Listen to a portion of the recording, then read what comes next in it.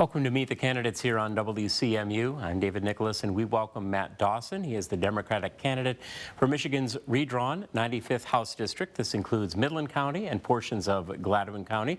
Thanks so much for joining us. And thank you for having me today, David. It's a pleasure to be here. In our first moment, a chance for the prospective voters to get to know a little bit more about you, your hometown, your background, experience you bring to this campaign. For sure. So first of all, background, I am born and bred Midlander, lived in Midland County my entire life, spent about half of it in the city and about half of it in Sanford, just outside the city.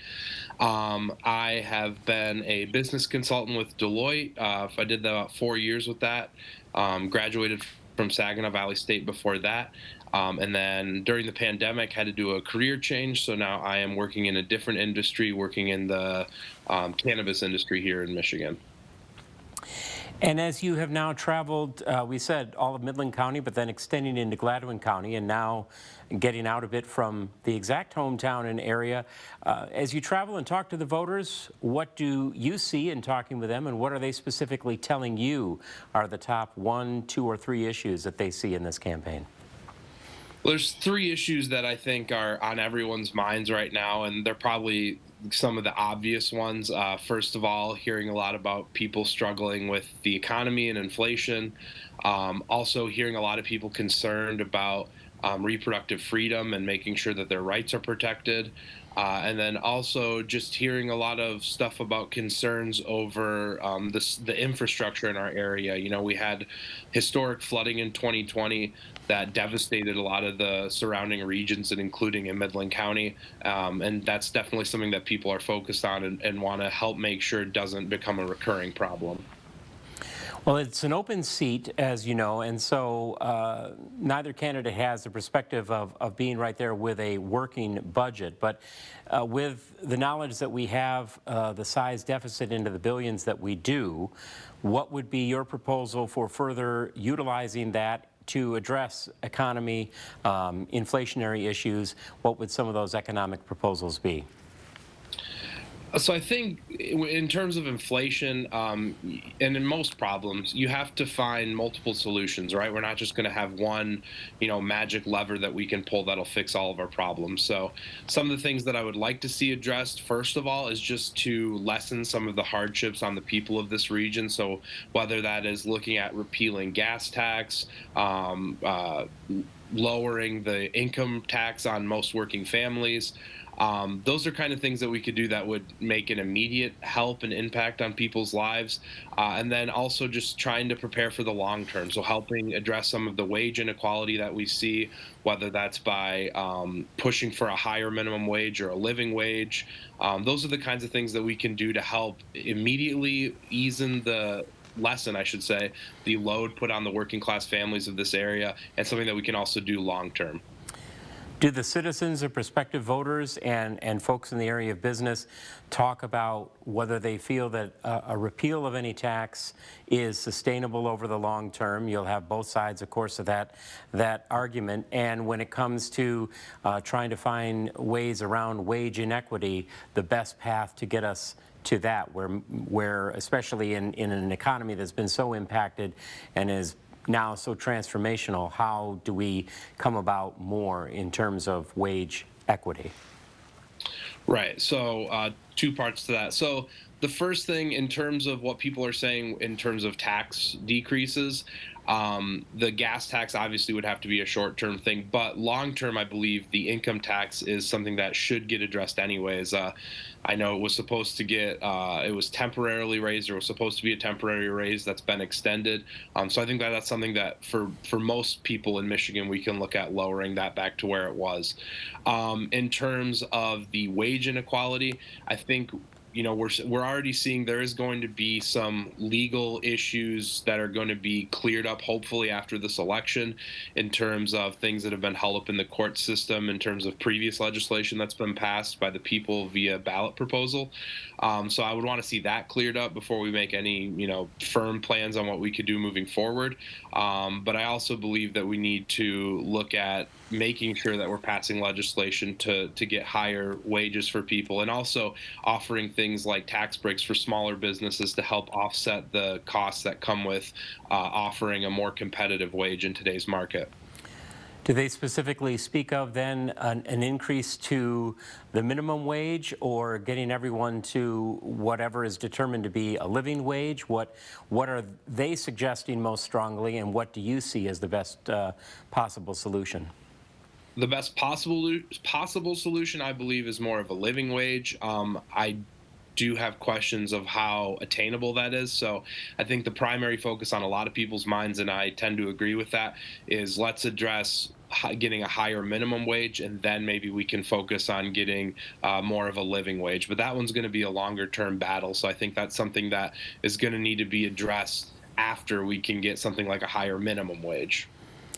Infrastructure was also something that you mentioned, a very particular concern outside of, we've heard about the state of roads and bridges and so forth, but the very direct targeted need of what was created by the floods of 2020.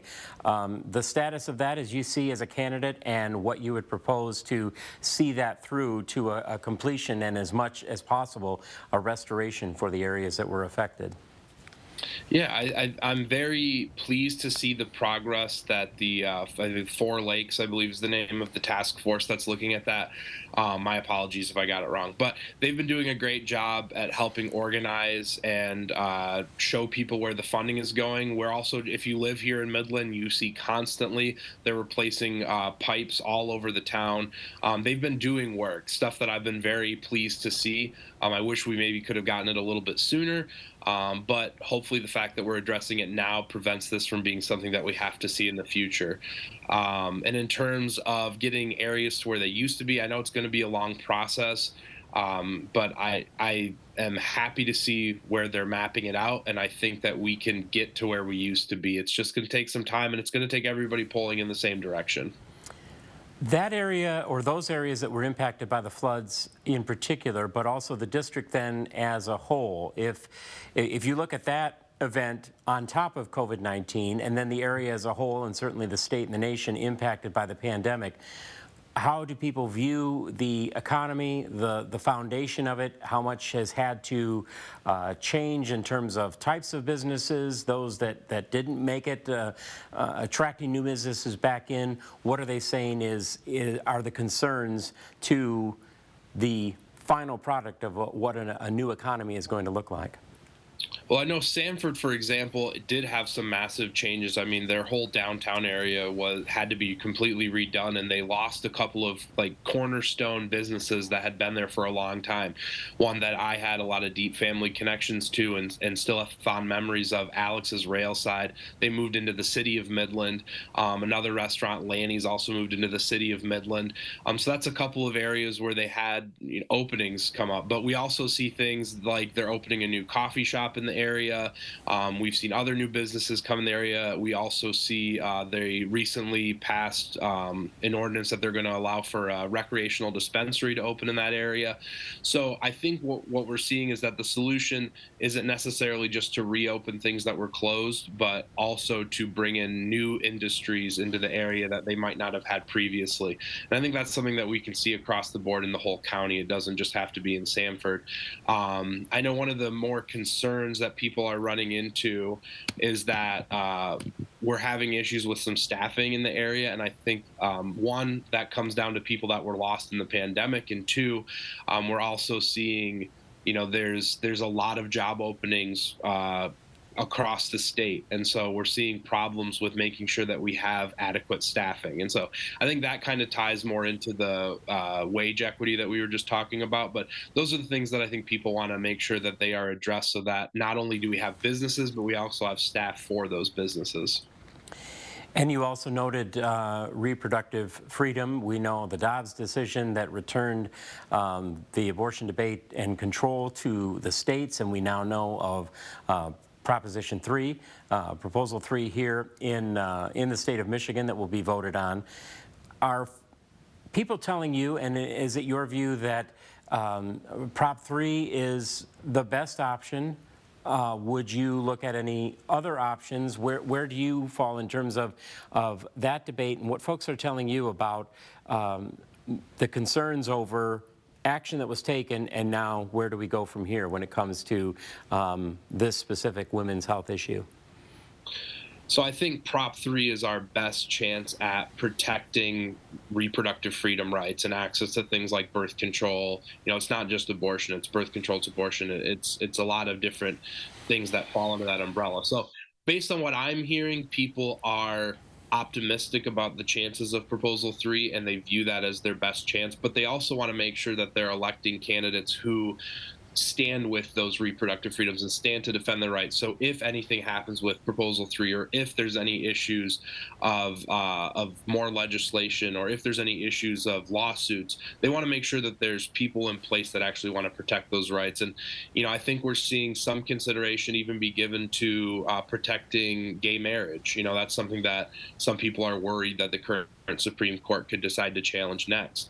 And so I think just making sure that people know that we have politicians who actually want to defend their personal freedoms and rights.